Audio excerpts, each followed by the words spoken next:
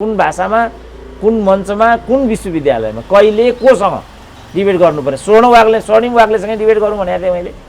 अब यी फिस्टासँग त के डिबेट गराइ भएर अरब जति 3 अर्ब रुपियाँ खर्च भएको स्वयं एमडीले बताएका छन् हिजो मात्रै है डाक्टर साहब। 3 अर्ब रुपियाँ खर्च भइसक्यो। तपाईहरु मलाई छिटै रथारोहण कि मलाई किन गराउँदैन? नेपाली समाज म छक्क पर्छु।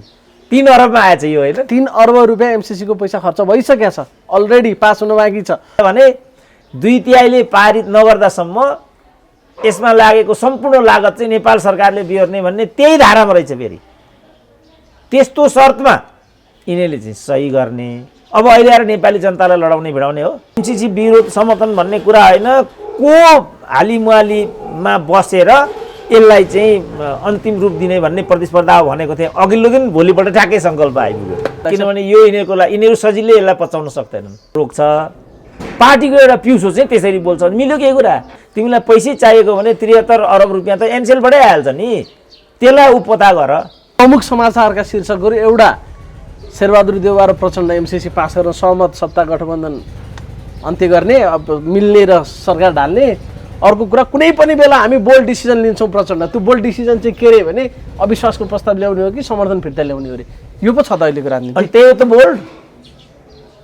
त्यसकारण मैले भने नि यिनीहरू बेसिक मान्छे हो भने यिनीहरू क्यारियरका लागि पदका लागि पनि जे पनि गर्ने। अब कम्फर्टेबल सरकार भनेको त त्यहीसँग सम्बन्धित पनि उस्तै पऱ्यो भने देशै पनि बेच्दिने। त्यही हो नि त कम्फर्टेबल सरकार भनेको। नत्र भने नीतिमा कम्फर्टेबल नन कम्फर्टेबल भन्ने नीतिमा हुन्छ, नीतिबाट जाने हो नि। लकडाउनकै बेलामा धेरै पारिहाल्ने रे सरकार। अब त्यो छ है उहाँहरूको अहिलेको भर्डिक चाहिँ। त्यो सबैभन्दा ठुलो विडम्बनाको कुरा किन हुन जान्छ भने फेरि त्यसपछि नयाँ सरकार आउने भयो, नयाँ व्यवस्थापन गर्नुपर्ने भयो, नयाँ सारा पूर्वाधारहरू खडा गर्नुपर्ने भयो भनेपछि केन्द्रबिन्दु त त्यो नयाँपनमा जाने भयो। स्वाभाविकै हो नि त, किनभने नयाँ नीति ल्याउनु पर्यो। अब जो विस्थापित हुन पुग्छ त्यो विस्थापित हुन पुगेको त फेरि तरवारै लिएर निस्किन्छ, किनभने पद गुमाउनु परेको पीडा उसले बिर्सन सक्दैन। अनि त्यसपछि हामी जनताको विषयवस्तुमा त केन्द्रित हुँदैनौँ नि त, हामी त्यही विषयमा केन्द्रित हुन्छौँ। त्यसकारण हाम्रो राजनीतिले बाटो एकदम बिराइसक्यो। फेरि पनि त्यही हुनेवाला छ होइन डाक्टर साहब? जो अघिल्लो वर्ष भयो जतिखेर कोभिडको महामारीमा जनता आक्रान्त थिए र सत्ताको खेल त्यो लाचारीको पनि पराकाष्ठमा मञ्चन भयो र फेरि त्यो दोहोरिनेवाला छ कि डाक्टर साहब यो वर्ष पनि। अब त्यसै नै भएको छैन यो खेलको। अब त्यसै कारण मैले भने विकल्पमा जानु पर्यो। हामीले यो नेतृत्वबाट चाहिँ हामीले चाहेको कुरा केही पनि हुँदैन बाबु, मैले भनेको कारण यही हो। र सत्य कुरा यही हो कि यो किनभने हामीले यो नेतृत्वलाई अनेक प्रकारले हेऱ्यौँ नि त। हामीले जनयुद्धबाट हुन्छ कि भन्यौँ, त्यहाँबाट हेऱ्यौँ, पढे लेखेको हुन्छ कि भन्यौँ, बाबुरामलाई अगाडि बढायौँ, मधेसवादी दलहरूबाट हुन्छ कि भन्यौँ, 69% मन्त्री बनायौँ। 2/3 सबबाट नभएपछि चाहिँ सुविधाको बहुमत भन्ने भयो, 2/3 दियौँ, भएन नि त। किन नभएको त? यसको उत्तर खोज्नुपर्छ। यसको समस्याको जड कहाँ हो त त्यहाँ खोज्नुपर्छ। बिरामीलाई कहाँ रोग हो र के रोग हो भन्ने पत्ता नलागिकन घुइँ सुई दिएर निको हुन्छ र? अहिले त त्यस्तै भयो नि त डाक्टर साहब। निको भएको छैन, झन्झन बल्झिरहेछ, बढिरहेछ, क्यान्सरकै लेभलमा पुगिसक्यो। अब त हो क्यान्सरै भयो नि डाक्टर साहबले राजनीति रूपमा भएन। क्यान्सर हुन्छ, क्यान्सर भइसकेको छैन त्यसो भए। त्यो भनेको त सकिएकै कुरा नि। क्यान्सर भनेको त उसको त 1 हप्ता 15 दिन जस्तो नेपालको सबभन्दा ठुलो डाक्टर भनेको उपेन्द्र देवकोटा होइन। 1 करोडमा 1 जनालाई लाग्ने क्यान्सर उनलाई लागेको थियो। 1 वर्षभित्र त गइहाल्यो नि। ठुला डाक्टर थिए, सबभन्दा जान्ने। उपेन्द्र डाक्टर पनि मर्छन् भनेर त मैले त जिन्दगीमा कल्पना नै गरेको थिएन। जिउँदो डाक्टर थिए, केही लाग्यो त? किन भन्दाखेरि उनलाई रेयर मान्छेलाई लाग्ने क्यान्सर लागेको थियो, जसको अधिकतम आयु भनेको 1 वर्ष थियो। उनले गोर्खाको पानी चौतारोको खाँदा ठिक हुन्छ कि भन्ने हिसाबले त्यहाँ गएर हेलिकप्टरमा गएर पानी पनि खाएर आए। ठाडे खोलाको, सिस्ने गाडीको अरू यो वैद्यवाला हो, यो डाक्टर पनि गयो उनकै उसमा अस्पतालमा, तर भएन नि। किनभने यो कुरा उनलाई चाहिँ थाहा थियो कि अब मलाई हुँदैन भन्ने कुरा। अब यो नेतृत्व भए ठाउँमा आउँ, मलाई थाहा भयो म उपेन्द्र देवकोटा हुँ, यो राजनीतिक हो, यो नेतृत्वबाट हामीले ट्रिटमेन्ट पाउँदैनौँ। This is my prescription. सम्भव छैन। अब हामी के कुरेर बसेका छौँ भने ठिक छ।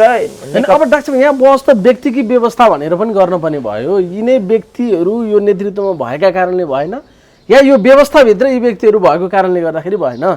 समस्या व्यक्ति हो कि व्यवस्था हो त्यसमै? होइन, समस्या चाहिँ नेतृत्व हो क्या। इन्डिभिजुअल एउटा भनेको समग्र त्यो नेतृत्वलाई हामीले व्यक्ति मानेर हेर्ने कि व्यवस्थाभित्र यी नेतृत्वले होइन, गर्दाखेरि यसको यसो गर्दा मूल डाक्टर अगुवालाई हेर्ने, यसको मूल अगुवालाई हेर्ने हो। मूल मान्छे समस्या हो। नेतृत्व भनेको एकजना मान्छे भन्ने भनेको छु। एकजना मान्छे भनेको समग्रमा, एकजना मान्छे भनेको प्रधानमन्त्रीको समग्रमा चाहिँ यसको समस्या प्रधानमन्त्रीमा भयो होइन। अब विश्वविद्यालयमा आयो भने भाइस चान्सलर भयो, टिचिङ हस्पिटलमा पुग्यो भनेदेखि डाइरेक्टर कहाँ भयो। यसरी नै हामी वडामा आयौँ भनेदेखि वडा समितिमा को अध्यक्षमा भयो, तर समस्या चाहिँ एकजना मान्छेमा मात्रै हो। अब नागरिकलाई त जस्तो म त्यति बेला बेजिङको भ्रमणमा थिएँ, फर्केर आउँदाखेरि काठमाडौँ सहरमा कहीँ पनि हर्न बजेन। किन हर्न बजेन भनेको त काठमाडौँलाई हर्न निषेधित घोषणा गरिसकेको राज्यले। तपाईँ चाइना हुनुहुन्थ्यो यस, त मान्छेले त मान्दो रहेछ नि त। त्यसपछि बिस्तारै सहरमा फेरि हर्नहरू देखिन थाले। किनभने जो ठुला बडाका छोराछोरी थिए, ड्राइभरहरू थिए, ठुला बडा आफै थिए, मापसे गर्ने पनि तिनीहरू नै हुन्, स्पिड बडी कुदाउने पनि तिनीहरू नै हुन्। भाइहरू जस्तोको लागि एउटा म प्रश्न पनि तिर्स्याउँछु, यो मोटरसाइकलमा ठुलो आवाज निकाल्ने चाहिँ के हो? त्यो चाहिँ के सिस्टम भन्छ त्यसलाई?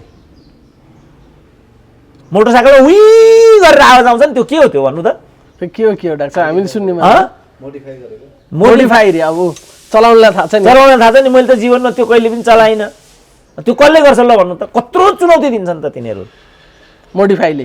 ती मोडिफाईवालाहरू ती सबैभन्दा ठुला आवाराहरू हुन् सडकका। र ती मलाई लाग्छ पक्कै पनि प्रहरीको आइजी, डिआइजी, एसपी भन्दा मुनिका छोराहरूले, मन्त्रीका छोराहरूभन्दा अरूबाट थियो। त्यो कुनै कल्पनै गर्न सकिँदैन क्या। त्यो कि आभारै डन नै हुनु पर्यो, नत्र अरूले त्यो गर्नै सक्दैन। अब त्यसपछि अर्कोले सिक्छ त्यो कुरा, यो पो रहेछ भन्छ। मेरो छोराले चाहिँ एसएलसी कम्प्लिट गर्यो।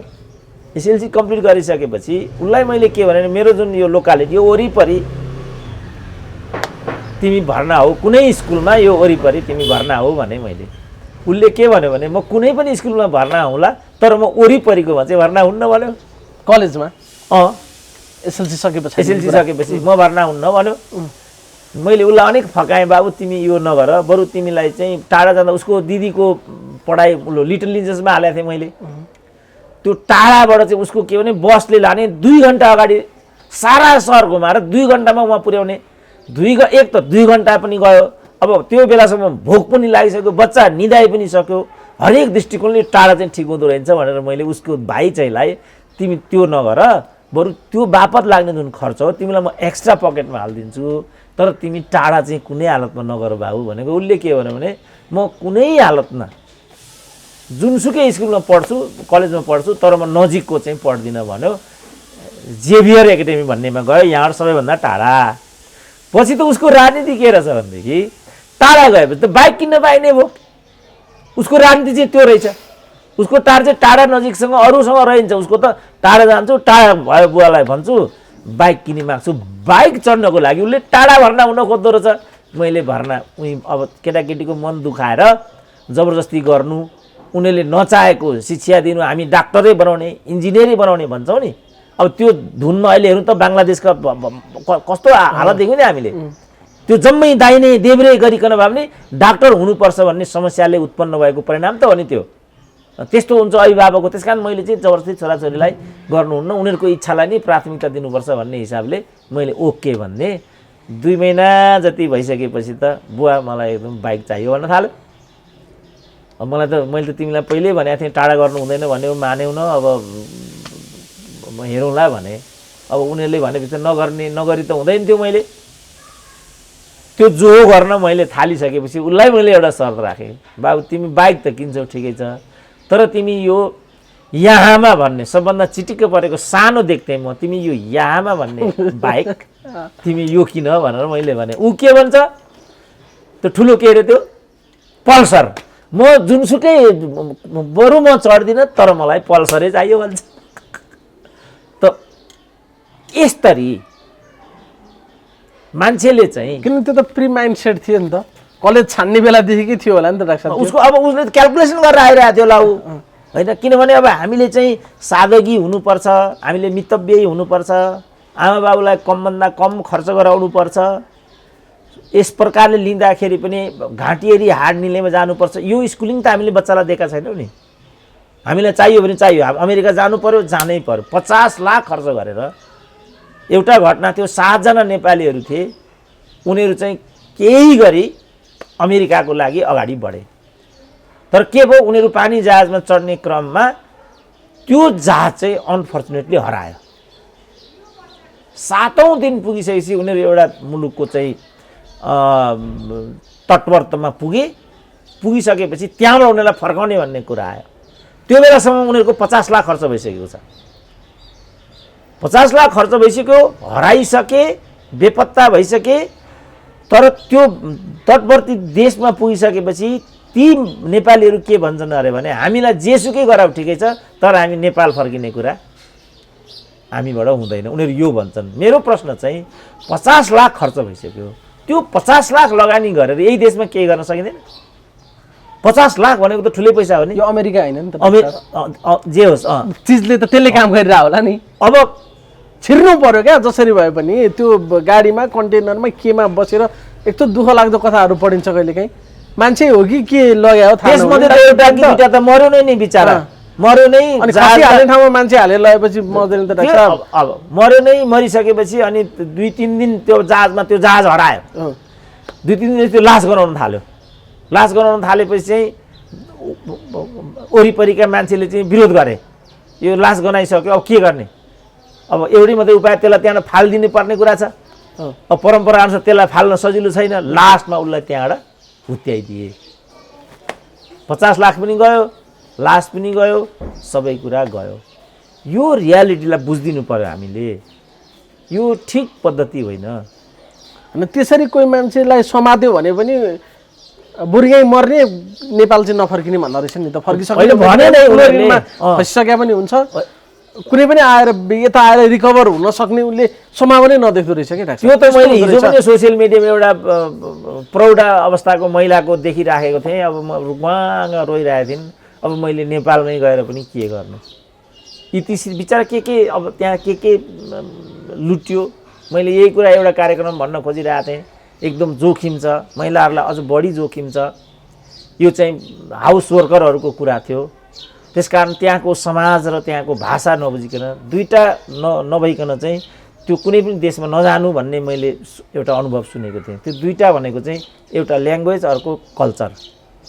यो दुईटा नबुझिकन, जस्तो मुस्लिम कन्ट्रीमा जानु छ, मुस्लिम कल्चर नबुझिकन, अनि इङ्ग्लिस स्पिकिङ कन्ट्रीमा जानु छ, ल्याङ्ग्वेज नबुझिकन गइयो भने सिद्धियो। अब जापानमै गइयो भने पनि जापानी भाषा नबुझिकन गइयो भने त फसियो नि। यो भन्ने मैले सुनेको थिएँ। त्यसकारण मैले गरिरहेको एक ठाउँमा ओहो त्यही झन्डा उठाइहालेँ। बोल्दा बोल्दै हो क्या? बाटै बोल्दा बोल्दै एकदम जोखिम छ। महिलाहरूको लागि अझ बढी जोखिम छ। यो चाहिँ के भने हाउस वर्कर महिलाहरूको कुरा थियो। युरोप अमेरिका सेक्टरको कुरा पनि थिएन फेरि त्यो। यो त इस्लाम कन्ट्रीको, इजरायलको र गल्फ कन्ट्रीको कुरा थियो। यो हामी देखिरहेको छौँ नि मलेसियामा त बाफरे कति प्रताडना छ त। त यो अनुभवको आधारमा हामीले चाहिँ मुलुकलाई नै बनाउने हो। अब हिजो पनि कुरा आइरहेको थियो, मैले देखिरहेको थिएँ त्यहाँ भ्रिकुटी कागज कारखानाको 56 बिघा जग्गा रहेछ भ्रिकुटी कागज कारखानाको। 10,000 मान्छेले रोजगारी पाउँदा रहेछन् त्यहाँ। कोही बाब्यो रोपिराखेको छ, कोही चाहिँ के गरिरहेको छ। अब तीभित्र चाहिँ त्यो कागजलाई चाहिने कच्चा पदार्थ उत्पादन गर्नु पर्यो नि त। अनेक मजदुरहरू त्यहीँ लागिराखेका छन्। उनीहरूको लागि क्वार्टर छ। 10,000 × 5 एउटा परिवारसँग 5 जना नै छ भने पनि त कतिले रोजगारी, कतिले चाहिँ एउटा भाग्य र भविष्य पाए त। यो चाहिँ भ्रिकुटी कागज कारखानाको मात्रै कुरा भयो। अब यही कुरा चाहिँ हिमाल सिमेन्टमा होला, हेटौडा सिमेन्टमा होला, गोरखकाली रबर उद्योगमा होला, अनि यो बाँसबारी छाला जुत्ता कारखानामा होला। त यी प्रतिगामीहरूले खोलेका कल कारखाना भनेर ड्याम बन्द गरिदिए। उद्योग पनि क्रान्तिकारी र प्रतिगामी हुन्छ। अनि यी सन्दर्भहरूमा चाहिँ बहस हुँदैन नि त डाक्टर साहब। खालि यो भ्रिकुटी कागज कारखाना भन्ने मैले त तपाईँले भनेको मात्र सुन्छु। कि मेरो कान त्यस्तो हो कि तपाईँको मुख त्यस्तो हो? कहाँ एउटा गुरिल्लासँग एउटा कार्यक्रममा एउटा टेलिभिजनमा म संयुक्त परेको थिएँ। यो कुरा गरेको त सरको यो तर्कले त अझै पञ्चायत व्यवस्था राम्रो थियो भन्ने हुन्छ भन्थ्यो। अनि पञ्चायत छ, त्यसले उद्योग खोल्यो, राजा पृथ्वीनारायण शाह छ, त्यसले देश एकीकृत गरिदियो। अनि यसमा नेपाल र नेपालीलाई घाटा के हो त बाबु भने मैले, तिमी क्रान्तिकारी छौ अनि उद्योग बन्द गर्छौ, तिमी डेमोक्रेट छौ अनि देशको माटो चाहिँ गुमाउँछौ, अनि तिम्रो डेमोक्रेसीको के अर्थ हुन्छ त यहाँ? मैले भनेको तर्कले मलाई मन नपरेको प्रणालीको सुवास ल्याउँछ भने मैले त्यो भन्दै नभन्ने जङ्गबहादुर राणा मानिलिउँ न। जङ्गबहादुर राणा पो आततायी थिए त, तर उनले नयाँ मुलुक ल्याए नि त, के बिगारे त? अहिले म सुन्छु नयाँ मुलुक भनेको बाँके बर्दिया कैलाली कञ्चनपुर हो। यो जङ्गबहादुरले ल्याएको 1860 मा सुगौली सन्धिले गुमाएको, जङ्गबहादुरले ल्याएको।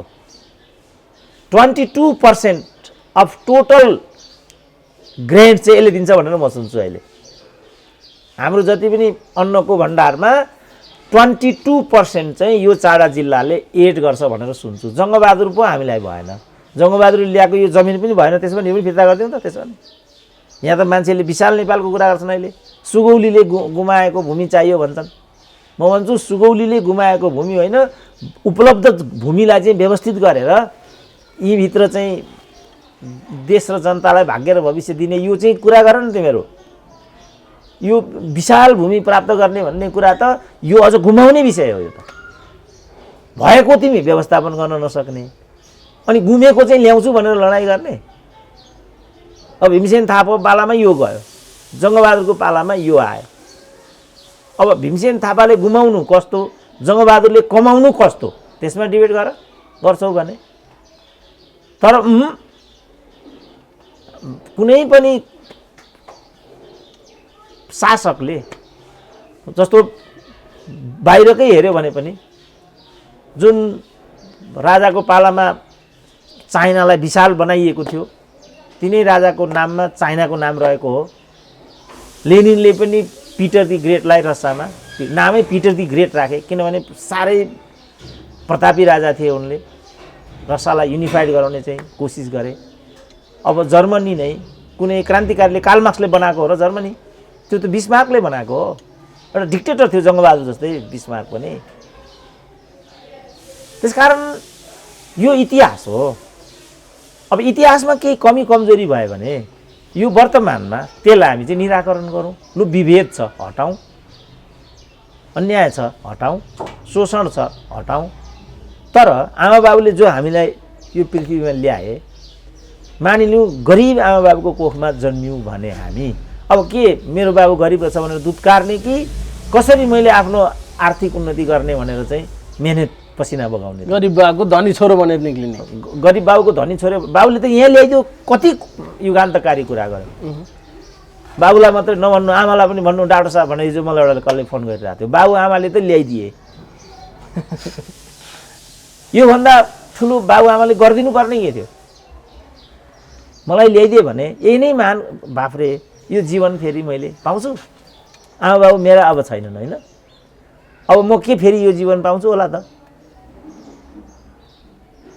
यही नै सबैभन्दा ठुलो आमा बाबुको मेरो लागि गिफ्ट हो नि। मलाई काठमाडौँमा चाहिँ 5 तले घर बनाइदिएनन्, मोटर जोडिदिएनन्, डाक्टर बनाएनन् भनेर आमा बाबुलाई को परौँ म? अब जति सक्थे त्यति गरेँ। महत्त्वपूर्ण कुरा उनीहरूले मलाई यो धरतीमा ल्याइदिए। ती आमा बाबु महान छन् र तीभन्दा महान मेरो लागि अरू कोही पनि छैनन्। त्यसैले के भनेको भने जन्म दिने आमा र स्वर्गभन्दा पनि महान चाहिँ जन्मभूमि हो भनेको। स्वर्गादपि गरिएसी भनेको त्यही कारणले हो नि। त यो स्वर्गादपि गरिएसी जसले सृष्टि गरिदियो त्यसलाई थुक्नुको के अर्थ छ? अहिले आएर जानेर नजानेर यसमा अन्याय छ, यसमा विभेद छ, शोषण छ भने यसलाई हामी हटाउँ, तर त्यसलाई सार्थक बनाऊ। इतिहासमा केही कमी कमजोरी भएको छ, क्षतिपूर्ति सहित त्यसलाई व्यवस्था। आरक्षण भनेको त्यही हो। के हो आरक्षण भनेको? एउटै देशका नागरिकलाई कसैलाई किन आरक्षण दिनुपर्ने? किन आरक्षण दिनुपर्ने भने क्षतिपूर्ति दिनु पर्यो। इतिहासले गल्ती गर्यो अनि क्षतिपूर्ति दिने, त्यो त छँदैछ नि त। त्यसमा सबै तत्परै हुनुपर्छ। तर यो देशको जन्म नै सबैभन्दा खराब हो। इत्यादि हो। हामी भन्दै हिँड्यौँ भने हामी चाहेको के हो त त्यसो भने? डाक्टर साहब यहाँले भनेका कुराहरू हुन त प्रायः सबै कुराहरू नै मिलिरहेका छन्। अब यो संसद विघटन हुन्छ भन्ने कुरादेखि अहिले अब एमसिसी प्रकरण थोरै जोडेर म कुराकानीलाई अन्त्य गर्छु। अब यो गर्ने प्रचण्ड हो भन्दाखेरि मान्छेले गाली त गर्थे, अझै पनि गर्छन्। हेरेर केपी ओलीको पक्षमा बोले है सुरेन्द्र केसी पनि भन्छन् मान्छेले। तर फेरि विषय त त्यही पुग्ला जस्तो पो छ त डाक्टर साहब, के विषय हो यो? होइन, सत्य नै यही हो नि त। यसको जग बसेको बाबुरामको पालामा त्यो बेला पार्टीको अध्यक्ष चाहिँ पुष्पकमल थिए त्यो पार्टीको, होइन? पार्टी सिस्टममा त पार्टीको नीति निर्णय बिना त केही पनि गरिँदैन नि त। कि यो पार्टी सिस्टम होइन भन्नु पर्यो, कि त्यो बेला म स्थगनमा थिएँ, यसको नेता बाबुराम नै थिए भन्नु पर्यो? त्यो नभन्दासम्म त यो नीतिको जग बसेको भनेको प्रचण्डका पालामा नै हो। एउटा महत्त्वपूर्ण कुरा चाहिँ त्यो बेला अर्थमन्त्री वर्षमान थिए। अहिले अरू जम्मै बोलेका छन्, वर्षमान एक शब्द पनि बोलेका छैनन्। जब एमसिसीलाई लिएर सङ्कल्प प्रस्ताव पारित गरेर अगाडि जाने निर्णय सहमति भयो प्रचण्ड र देउपाको बिचमा भन्ने मैले सुने, त्यसपछि गएको 48 घण्टा त लीलामणिको पनि मुखौटो मैले देखाएको छैन। सबभन्दा क्रान्तिकारी उनै हुन्। एमसिसी केपी ओली साम्राज्यवादको दलाल भएको हुनाले एमसिसी गरेका हुन्, यो हुँदैन। त्यसो भने अब प्रचण्ड के हुन् त? उहाँले त केपी ओलीको अनुहार मात्रै नेपाली हो समेत भनिसक्नुभयो। बस अब मात्र अनुहार नेपाली हो, बाँकी उहाँ साम्राज्यवादको दलाल हो भन्नेसम्म उहाँले भनिसक्नुभयो। किन अहिले भन्न सजिलो छ एउटै पार्टीमा हुनुहुन्न। अस्ति चाहिँ त्यो भन्न मान्नु भएको थिएन कि कुराकानीको क्रममा? अब के भन्ने हो त? समस्या त यहाँ हो नि त। त्यसकारण मैले भनेको कुरा चाहिँ के भने गुण र दोषको आधारमा जानुपर्छ र सत्य र तथ्यमाथि चाहिँ उभिनुपर्छ। हामीलाई त पार्टीले सिकाएको पनि त्यही हो, जहिले पनि सत्यमा उभिनुपर्छ, वास्तविकताबाट थाल्नुपर्छ भन्थे हामीलाई त सरहरूले त्यति बेला पढाउँदा। पार्टीका सर है, स्कुलका सर होइनन्, पार्टीको स्कुल विभागका सरहरूले चाहिँ त्यसरी सिकाउँथे।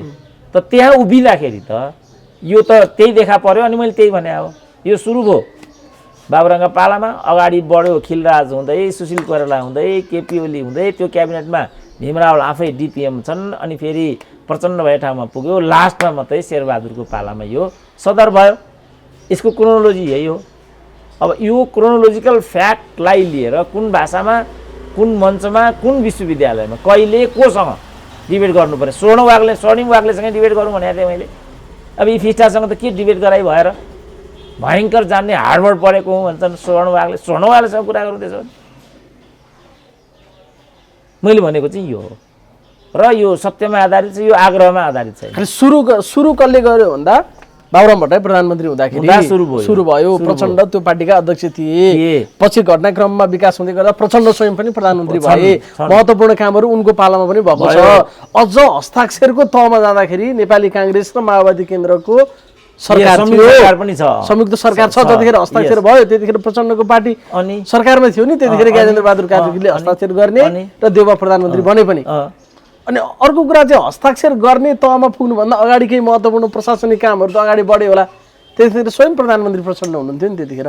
त्यति बेला चाहिँ मलाई चाहिँ सुशील कोइरालाको पालामा हो एकजना कृष्ण गेवाली भन्ने पूर्व सचिव, तिनी उद्योग सचिव हुन्। मैले पनि देखेको तिनलाई कति कार्यक्रममा, होइन? ठस्स परे राजै जस्तो ठानेर बसेको देख्थेँ म तिनलाई। तिनकै संयोजकत्वमा यसलाई सम्पूर्ण भाषा, यिनको सम्भाव्यता, यसको सारा अध्ययन गर्नको लागि एउटा कमिटी गठन भएको छ। केही अर्थशास्त्रीहरू पनि छन् यस बिचमा। ती अर्थशास्त्रीको नाम पनि फेरि म हेरौँला। अब को यिनै लाल बुझकडाहरू छन् कि कुन छन् अब त्यहाँ? अब तर टाढाका छैनन्, यिनीहरू मध्ये नै हुनुपर्छ त्यहाँ। त मैले भनिहालेँ नि त, 5 लाख कि 10 लाख तलब खाएर त यतिमा यसको एमडी बस्छ। यसको विभाग छ त्यहाँ अर्थ मन्त्रालयभित्र। अफिस चाहिँ फेरि 5 स्टारमा छ। अफिस चाहिँ 5 स्टारमा छ त्यहाँ। त यो तरिकाले यिनीहरू मलाई चाहिँ अहिलेसम्म 2 अरब जति 3 अर्ब रुपियाँ खर्च भएको स्वयं एमडीले बताएका छन् हिजो मात्रै है डाक्टर साहब। 3 अर्ब रुपियाँ खर्च भइसक्यो। तपाईँहरू मलाई छिटै रथारोहण कि मलाई किन गराउँदैन? नेपाली समाज म छक्क पर्छु। 3 अरबमा आएछ यो, होइन? 3 अर्ब रुपियाँ एमसिसीको पैसा खर्च भइसकेको छ, अलरेडी पास हुन बाँकी छ। त त्यहाँ एउटा शर्त के रहेछ भने 2/3 पारित नगर्दासम्म यसमा लागेको सम्पूर्ण लागत चाहिँ नेपाल सरकारले बिहोर्ने भन्ने त्यही धारामा रहेछ। फेरि त्यस्तो शर्तमा यिनीहरूले चाहिँ सही गर्ने। अब अहिले आएर नेपाली जनतालाई लडाउने भिडाउने हो? लीलामणिले टिभीमा आएर अन्तर्वार्ता दिने कि प्रचण्डलाई गर भन्ने यो कुरा? भीम रावलले सत्य बाहिर लिएर आउने कि ऋषि धवलासँग डिबेट गर्ने, के गर्ने हो? भीम रावल भनेको सुरेन्द्र केसी हो। सुरेन्द्र केसी त ऊ 2 अरबको तथ्याङ्कमा खेल्दै थिए, 3 अरब भइसकेछ।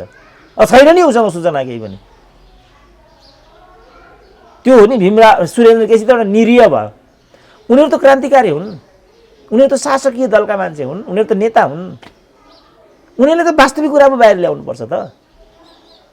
यो बाहिर आएको कुरा वास्तविक होइन र साहब।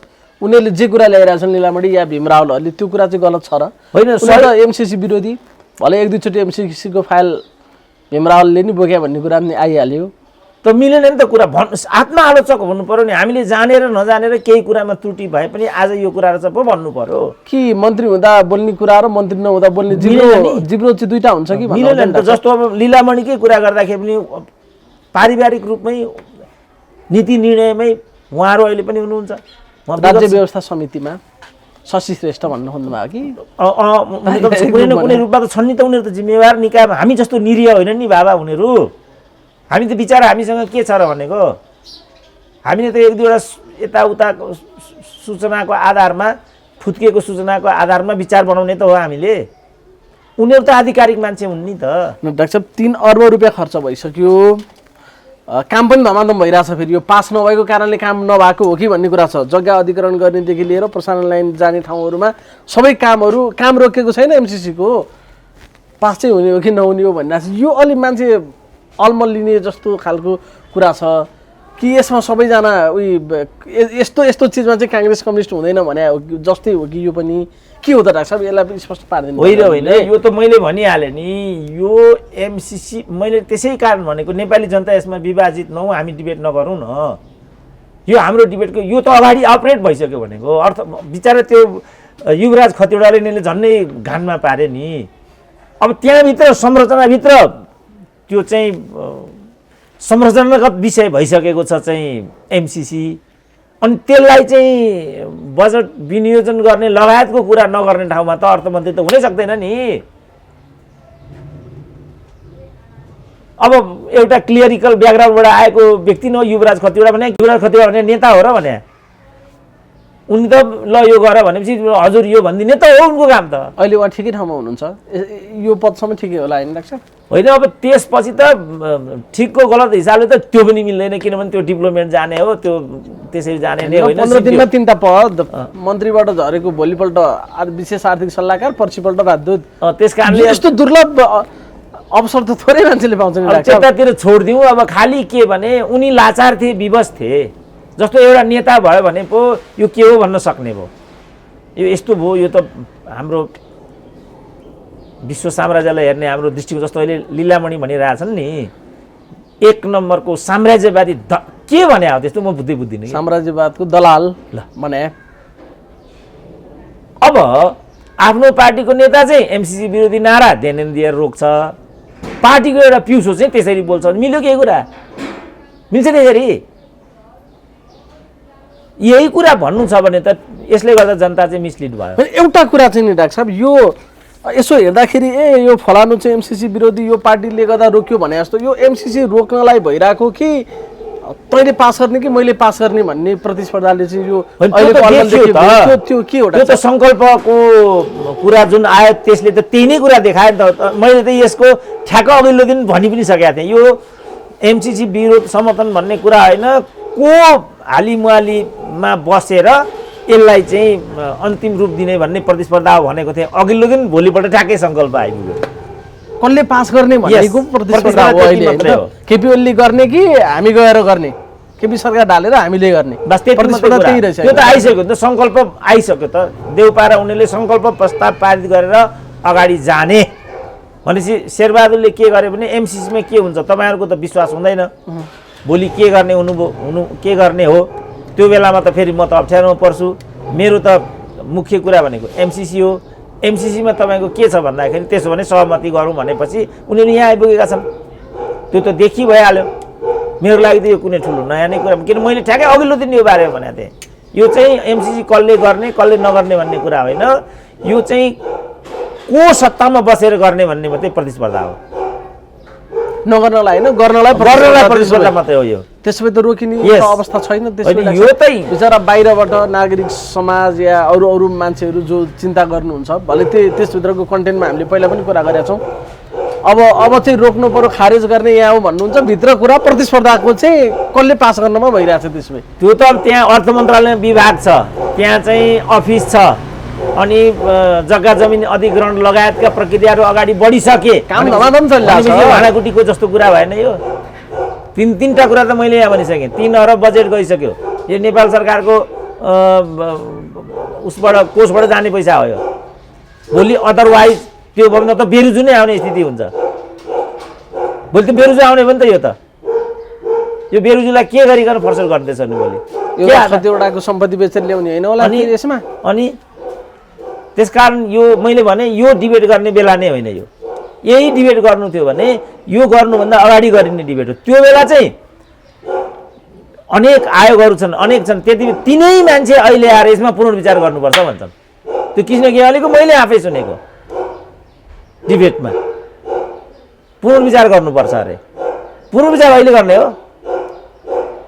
कृष्ण गेवालीका कुरा के बाबुराम भट्टराई डाक्टर साहबले भन्नुभयो बाबुराम भट्टराई हो मुख्य आर्किटेक्चर यसको भनेर। बाबुराम भट्टराईले समेत अस्ति एउटा बैठकमा गइएन, सर्वदलीय बैठकमा के बैठकमा गइएन छ भन्दा एमसिसी बैठकमा गइएन छ भनेर खिसी गरिरहेछन्। अब उडाइरहेछन् ती कुरालाई डाक्टर बाबुराम भट्टराईले पनि समेत पनि के गरेको यो होइन। अब बाबुरामको त शब्दावलीमा एकदम अशिष्टता र अशोभनीयता देखिन्छ। अब कसरी कम डोजको दिए भस्मासुरसम्म दिने हो, अरू त हाई डोजको त गइहाल्छ। अब त्यतिको रिसर्चमा हामीलाई रिसर्चमा के सिकाएको हुन्छ भने सफ्ट हुनुपर्छ, मोडेस्ट हुनुपर्छ, विनयशीलता हुनुपर्छ, होइन, वी ल्याङ्ग्वेज प्रयोग गर्नुपर्छ, रिफरेन्स हुनुपर्छ, यस्तो सिकाउँछ हामीलाई चाहिँ हाम्रो टियुमा चाहिँ। अब जेएनयुमा के सिकाएको पनि मैले बुझिनँ। यो कस्तो जेएनयु रहेछ यो? त्यस कारण मलाई हार्डवर्ड भन्थे नि लुवागेहरू। म पनि एकचोटि हार्डवर्ड थर्काउनु पऱ्यो भनेर साला कोभिडले खाइदिइहाल्यो। हाम्रो टियुमा त त्यस्तो त सिकाउँदैन। एकदम मोडेस्ट हुनुपर्छ, एकदमै सफ्ट बोल्नुपर्छ, अर्कालाई होच्याउन पाइँदैन नि। जङ्गबहादुर आँखाको अगाडि चाहिँ आतताई होइन, 30-31 जना मान्छे मारेर प्रधानमन्त्री भएको होइन, तैपनि जङ्गे हत्यारा भन्न पाइँदैन नि। जङ्गबहादुरजीले गर्नुभयो नै भन्नुपर्छ। मारिबक्सी हो त्यस्तो हुन्छ हाम्रो त नियम, त त्यो हुन्छ। सब भनेपछि एमसिसी पास गर्न बेजोड अहिले प्रतिस्पर्धा छ। कसले गर्ने भन्ने मात्र सवाल हो र त्यसमा प्रतिस्पर्धामा खरो रूपमा उत्रिने प्रतिस्पर्धा चाहिँ अहिले चलिरहेछ। त्यसमा मैले देख्दा एमसिसीमा पुनर्विचार पनि हुँदैन। एमसिसी स्वतः अगाडि जान्छ। भएन भने त्यस्तो भएन भने ठुलो दुष्परिणाम यहाँ आइपुग्छ। त्यसकारण उनीहरू दुष्परिणाम बिहोर्नेपट्टि हुँदैनन्। अब कतिपय विश्लेषकहरू त यिनीहरूले पैसा खाएको छ, फलानु खाएको छ, यस्तो पनि भन्छन् होइन। अब मलाई त मेरो पोजिसनले त्यो भन्न मलाई दिएन, किनभने आधार चाहियो। कसैले पैसा खायो, कसैले पैसा खाएन भन्नको लागि त मसँग कटिङ हुनु पर्यो। डाक्टर साहबले देखेको दुष्परिणाम चाहिँ के हो त? त्यसमा मतलब पास भएन भने एउटा दुष्परिणाम आउन सक्छ टाइपले, त्यो चाहिँ के डाक्टर साहबले देखेको के हुन सक्छ? अब पछि कहिले भनौँला अब त्यो भने केही हुन्छ त्यसमा। किनभने यो यिनीहरूको लागि यिनीहरू सजिलै यसलाई पचाउन सक्दैनन्। किनभने यो यसमा अमेरिकाको केही यसमा लेनदेन छैन नि त। यिनीहरूले नै भाषा आफै बनाउनु पर्दो रहेछ, निवेदन दिनु पर्दो, प्रक्रिया त्यस्तो रहेछ नि त बाबु। यतैबाट हो नि पहिला हालेको त दरखास्त हालेको। यस, दरखास्त हाल्नु पर्दो रहेछ। अनि भाषाको लागि त्यही कृष्ण गेवाली भन्ने इत्यादि गरे। के तिमीहरूलाई के चाहिन्छ सारा कुरा। हाम्रा चाहिँ शर्तहरू यी हुने बाबु। हाम्रो यस्तो हुन्छ, हाम्रो कानुन तिमीहरूको लाग्दैन, हाम्रो बौद्धिक सम्पत्तिमा हाम्रो अधिकार हुन्छ, हाम्रो क्षेत्रमा तिमीहरूले प्रवेश गर्न पाउँदैनौ, कुनै किसिमको क्षतिपूर्ति हुँदैन। त्यो एमसिसी दाबी गर्नुभन्दा अगाडि पनि सर्टेन क्राइटेरियाहरू छन् कि डाक्टर साहब? त्यो क्राइटेरिया हामीले पुरा गऱ्यौँ, अब हामी योग्य छौँ, ल हेरिबक्स्योस् हामीलाई चाहिँ भनेर हामीले हाल्यो भने यस। मैले पनि 3-4 कुरा मैले भने नि यी एकदमै वर्स्ट चाहिँ शर्तहरू रहेछन् त्यहाँ। जस्तो बौद्धिक सम्पत्तिको कुरा आयो, कुनै किसिमको कुरा भयो भने लोकल कानुन आकर्षित नहुने भन्ने कुरा आयो, उनीहरूको क्षेत्राधिकार, उनीहरूको क्याम्प इत्यादिमा कोही पनि प्रवेश गर्न नपाउने भन्ने कुरा आयो, उनीहरूको यसो क्षतिपूर्ति कुनै किसिमको गोलीगट्टा के यस्तो खालको नेपालको अदालतमा प्रश्न उठाउन नपाउने समयका छन् जेसुकै गरे पनि यो सारा कुराहरू त्यहाँ छन्। र यो सबै यिनीहरूले अध्ययन गरेर तिमीहरू रेडी यो बिहामा हुन्छ नि तिमी रेडी होइन हामी रेडी पहिला त हामी रेडी यी सब कुराहरू हाम्रो लागि मन्जुर छ प्रभु हाम्रो योग्यता पुग्यो अब हेरिबक्सियोस् भनेर यताबाट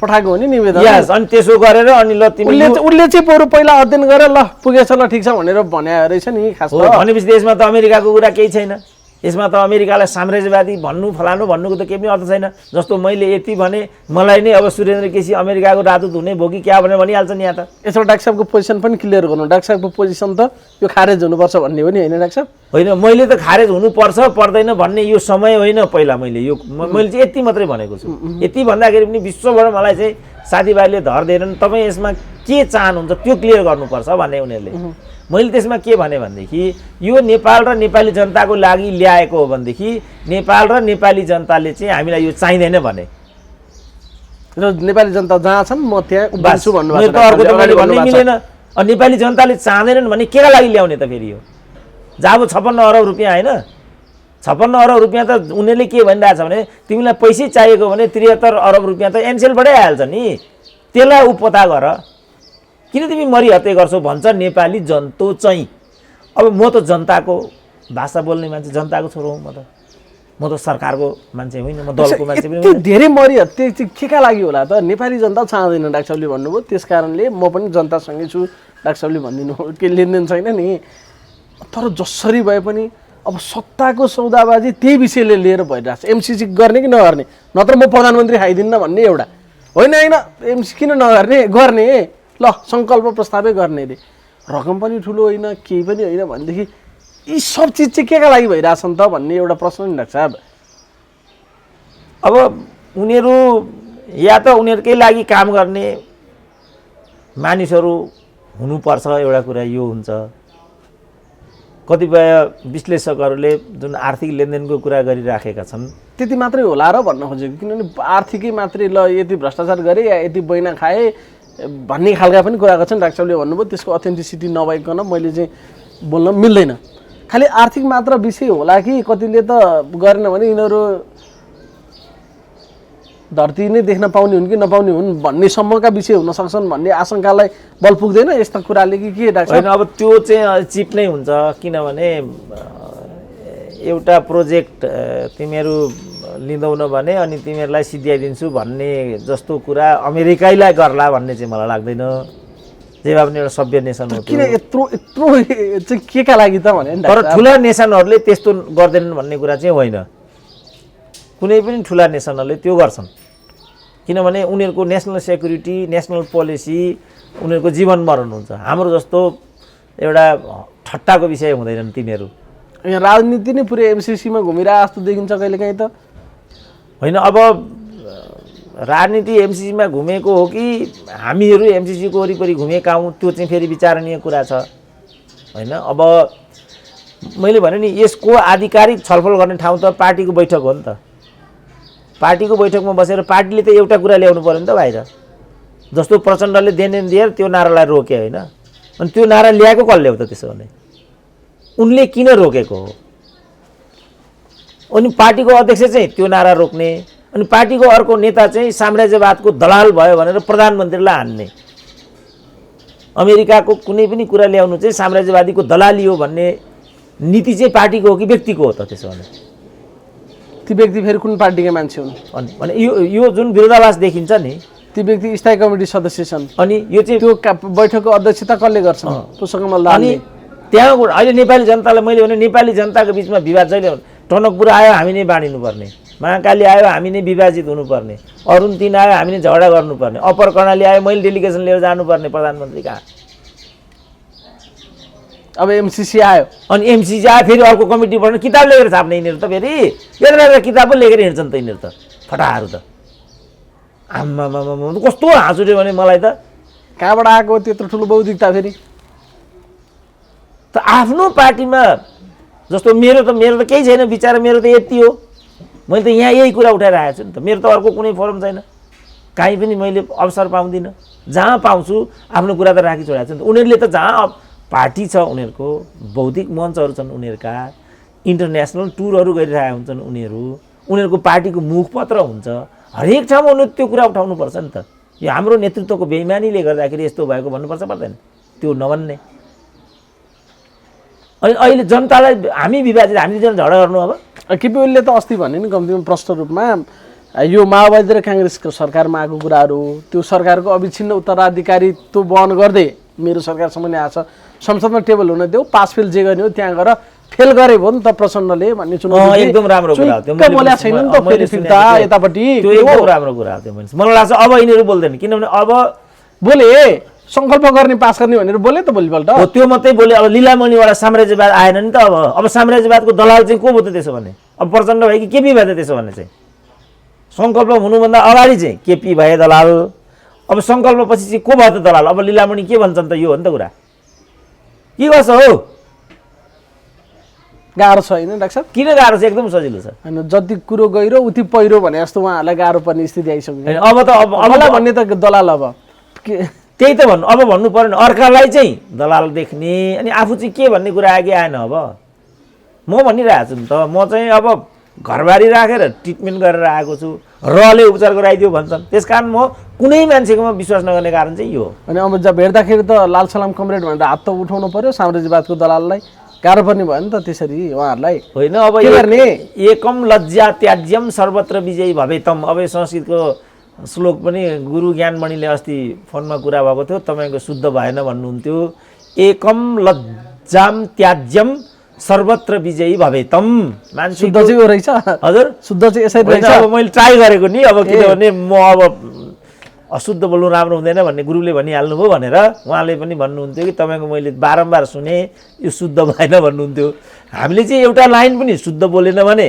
यसरी झ्याम्टा खानुपर्छ यी नेताहरू चाहिँ हान्ने रागा हुन् जे पनि बोले हुन्छ उनीहरूले साम्राज्यवाद भने भयो दलाल भने भयो अनि सङ्कल्प भोलि अब लिलामणि त्यही पार्टीमा बस्छन् कि के गर्छ मलाई एकम लज्जा त्याज्यम सर्वत्र विजयी भवेतम उपाय छैन मान्छेको इज्जत त चार अमलले नै ढाकेको हुन्छ त्यो नै फुगालेर नाङ्गा बाबा भएर चाहिँ अनि शिवमार्गी भएर हिँडेपछि त केही पनि उपाय हुँदैन होला नि त केपी ओलीसँग जान नसक्ने प्रचण्डसँग बस्न नसक्ने भयो भने नि अब अर्को पार्टी खोल्ने के छ र उनीहरूलाई त एकम लज्जा त्याज्यम अर्को पार्टी खोल्ने आफै पार्टीको अध्यक्ष त्यसो होइन डाक्टर साहब राजनीतिक विश्लेषकको सङ्ख्या थपिला जस्तो लाग्छ आजलाई चाहिँ महत्त्वपूर्ण समयको लागि धेरै धेरै ल हस् धन्यवाद छ